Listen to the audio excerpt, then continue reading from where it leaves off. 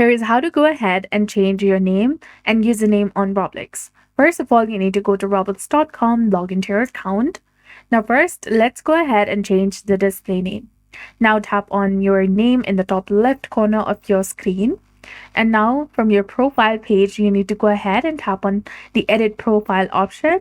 Note that your display name can only be changed once every 7 days. Now select the previous name and delete it, and then enter a new one that you want to keep, and then tap on save in the bottom, which is highlighted in blue color. Now if you want to change the username of your Roblox account, tap on the gear icon in the top right corner of your screen and go to settings. From the menu that appears, you need to tap on this pencil icon that is beside your username. Remember that you need 1000 Robux to change your username. So if the funds are insufficient in your account, you need to go ahead and tap on buy.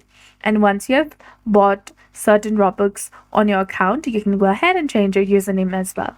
So that's it. I hope you found this video helpful. If you did, please like, share, and subscribe. Thanks for watching. We'll see you again in the next one.